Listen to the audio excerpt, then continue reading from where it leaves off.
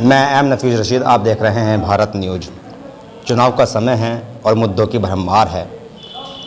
इस चुनाव के समय कितने मुद्दे उठे और ख़ास करके धार्मिक मुद्दे जो उठे, उनसे पूरी तरह से बरगलाने की कोशिश उत्तर प्रदेश की जनता को की गई और असर 5 और राज्यों के अंदर हो सकता है। बहरहाल कुल मिला के सोचना यह है कि जो धार्मिक मुद्दे होते हैं या धार्मिक प्रोपेगेंडा होता है, इनका असर कितना पड़ता है आम जनता के ऊपर। मैं ये सब जानने की कोशिश करूँगा भाई तेज सिंह से, जो कि अम्बेडकर समाज पार्टी के राष्ट्रीय अध्यक्ष हैं और 10 विधानसभा यानी कि सीटों पर अपने प्रत्याशियों को उतार कर चुनाव भी लड़वा रहे हैं। स्वागत है सर भारत न्यूज़ में आपका। थैंक यू, शुक्रिया। सर, जानना चाह रहे हैं थोड़ा सा कि लगातार हिजाब का मुद्दा उठ रहा है और उस पर असदुद्दीन ओवैसी का ये बयान आ रहा है कि चाहे अंजाम कुछ भी हो जाए, हम उस पर प्रतिबंध नहीं लगने देंगे। तो प्रतिबंध की तो कोई बात ही नहीं हुई है और महिलाओं को ये अधिकार भी है कि वो हिजाब पहन सकती हैं। आप इसको किस नज़रिए से देखते हैं? कोई भी कपड़ा पहन सकती है। यहाँ तक महिलाओं की सवाल है, हमारे देश में आज़ादी है, धार्मिक आज़ादी है, सामाजिक आज़ादी है, वैचारिक आज़ादी है। तो उस महिला को भी हम कैसे ही कपड़ा पहने, कैसे रहें, ये हर महिला को अपनी आज़ादी है। जहाँ तक इस मुद्दे को लेके जो इलेक्शन के टाइम पे इसको गरमाया जा रहा है पर्पसली, तो जाहिर है कि ये कोई ऐसा मुद्दा नहीं, धार्मिक मुद्दा नहीं है, इससे छेड़छाड़ नहीं होनी चाहिए। लेकिन ये जो नूरा कुश्ती चल रही है भाजपा के नेता और ओवैसी साहब के बीच में, जो कहते हैं कि ये तो मैच फिक्स है, ये फिक्स मैच का परिणाम है कि इसको तूल दिया जा रहा है इधर ओवैसी साहब द्वारा और उधर बीजेपी वाले तो कर ही रहे, उनका तो काम है ये। वैसे बीजेपी के किसी बड़े पार्टी के शीर्ष नेतृत्व की ओर से उस पर कोई बयान नहीं आया है, ये आपने भी देखा होगा। नहीं मालूम कि असदुद्दीन ओवैसी ने अपने बयान क्यों देने शुरू किए, पलटवार तो था नहीं कहीं से भी। देखिए भाईजान, बहुत सारी बातें हैं जो ऑन द रिकॉर्ड नहीं कही जाती, दुनिया जानती है। अभी पत्रकार बंधु भी कह गए, मैंने कहा ना मैच फिक्स है। मैं एक बात बताना चाहूँगा कि पूरा MIM, पूरे देश का MIM, जो इतने बड़े नेता और यहाँ के उत्तर प्रदेश के जो प्रदेश अध्यक्ष हैं MIM के, उनकी भी मेरी बात हुई। ओवैसी जी और भाई तेज सिंह जी अगर एक साथ आ जाएं तो सिर्फ पत्रकार वार्ता होनी है और जय भीम कंप्लीट हो जाएगा। इंशाल्लाह वोट नहीं मांगना पड़ेगा और कहीं भी हम सरकार बनाने के करीब हम होंगे।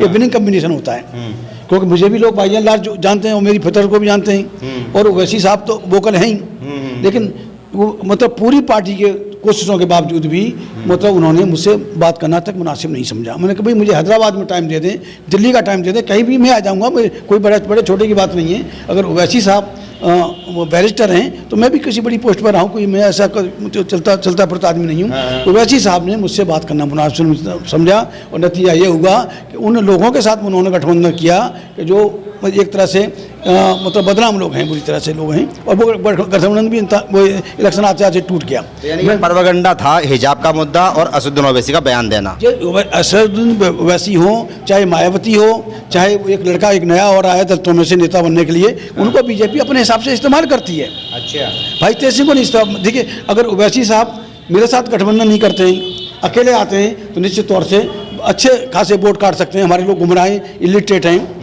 पढ़े लिखे नहीं हैं, तो वो अच्छे खासे वोट काट सकते हैं। अगर भाई तेज सिंह के साथ में विनिंग कम्बिनेशन होता है, ओवैसी साहब नहीं चाहते कि दलित मुस्लिम बन के इस मुल्क के हुक्मरान बने, इस मुल्क के दलित और मुसलमानों की हिफाजत करें।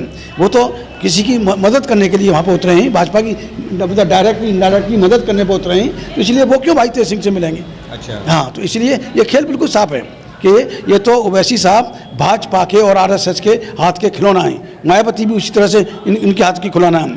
और यहाँ तक कि समाजवादी पार्टी भी ये बीजेपी की वो मतलब स्टेपनी कह लें या फ्रेंचाइजी कह लें।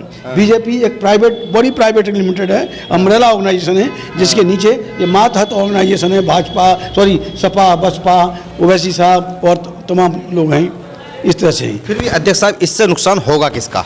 देखिए, इससे देश का और देश की जनता का नुकसान होगा और हमेशा हुआ है कि हमारी नासमझी से और हमारे नेताओं की नालायकी से, मैं दलित और मुसलमान दोनों की बात कर रहा हूँ, SC ST OBC और जो मुस्लिम नेता हैं उनकी नालायकी और हमारे समाज की मतलब नासमझी की वजह से ये चंद चुटकीवर समन हिंदू सत्ता में जो हमारी परेशानी और देश को तबाह करने पर तुले हुए हैं, इसके लिए मैं उनको कम और इन नेताओं को, मायावती, मुलायम सिंह, अखिलेश यादव, ओवैसी साहब ओम प्रकाश राजभर जैसे तमाम लोग हैं उनको मैं जिम्मेदार मानता हूँ। इसमें जिम्मेदार आप चलो मानते हैं, नेताओं को मानते हैं, तो क्या इस साथ साथ ये समझते हैं आप भी, या इस पर कभी जोर दिया आपने सोचने का कि भाई जो धार्मिक जैसे मुस्लिमों में ओलमा होते हैं या हिंदू धर्म में भी ऋषि मुनि होते हैं, साधु संत होते हैं, तो कभी वो भी इस पर बैठ के बात करें?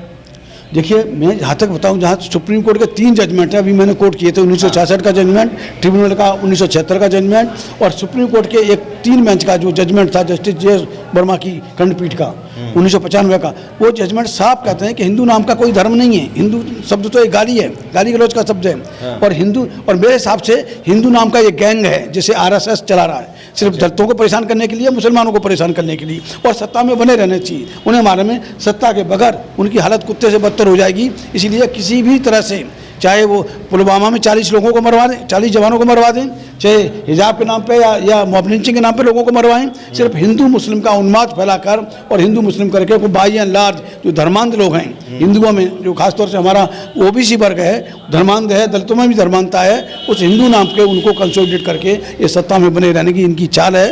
और कहीं हिंदू मुस्लिम नहीं है, कहीं इंडिया पाकिस्तान नहीं है, ये सारी आरएसएस, भाजपा, कांग्रेस सबकी है। उन्होंने एक भाजपा को एक खौफ के रूप में प्रेजेंट किया है। जो ओवैसी साहब हों, भाजपा को एक हवा बना के पेश कर रहे हैं, मायावती भाजपा को हवा बना के पेश करते हैं, मुलायम सिंह भाजपा को हवा बना के पेश करते हैं, और हवा कहते हैं कि भाई बच्चे सो जा नहीं तो गब्बर आ जाएगा, हमें वोट दे दो नहीं तो भाजपा आ जाएगी। अरे भाजपा को भी झेल लेंगे क्या?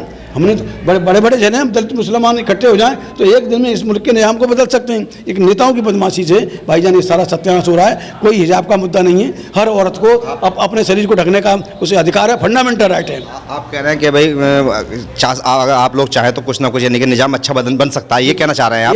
तो वो निजाम है क्या? निजाम मुल्क की शासन सत्ता है। शासन सत्ता के बगैर यहाँ के दलित और मुसलमानों की हालत कुत्ते जैसी बनी हुई है। कोई हमें पत्थर मारे, मॉब लिंचिंग मारे, क्या राइट्स में मारा, ठीक है, पर वो तो ठीक है, पर लोग करें क्या? कैसे चुने, किसको चुने, कौन है ईमानदार? देखिए, नेता, ये जो लोग हैं हमारे जो समाज है भाई अल्लाह, जो आवाम है वो इलिटरेट है, अनपढ़ है, या फिर पेट के तक सीमित है, उससे ऊपर नहीं सोचता। तो इसमें तो उनको सोचना पड़ेगा। इसके लिए बेसिकली जो हम लोग 40 साल से संघर्ष कर रहे हैं उसी चीज़ को कर रहे हैं। अम्बेडकर मूवमेंट को हम लोग चला रहे हैं। अम्बेडकर समाज पार्टी केवल विकल्प है। अगर हम भी इधर उधर जाते किसी का पुर्जा बन के हम भी सत्ता में आ सकते हैं। तो आने वाली लड़ाई अम्बेडकर समाज पार्टी बनाम बीजेपी आरएसएस होगी निश्चित तौर से। इस आने वाले इलेक्शन में मैं आपके ऑन द कैमरा बोल रहा हूँ कि मायावती का खेल खत्म है, ओवैसी साहब का खेल खत्म है, और जो जितने भी जो सत्ता के डीलर हैं ये सब खत्म हो जाएंगे। अम्बेडकरवाद और ब्राह्मणवाद की आमने सामने टक्कर होगी। अम्बेडकरवाद वो ये प्रयास नहीं करेंगे। अम्बेडकर समाज का मतलब है 90% इस देश का समाज, इस देश का आवाम। चलिए, ये थे हमारे साथ में जो तेज सिंह भाई, जो कि अपने विचार रख रहे थे और साफ साफ बताया कि भाई ये जो हिजाब का मुद्दा है, और ख़ास करके जो असद ओवैसी के लगातार बयान हो रहे हैं रैलियों के अंदर, कहीं ना कहीं वोट की ध्रुवीकरण का मामला है। और ये जो 5 राज्यों में चुनाव हो रहे हैं इसके अंदर सिर्फ बीजेपी को ही फ़ायदा पहुँचाने की बात हो रही है। मैं एम नफीस रशीद, आप देख रहे थे भारत न्यूज।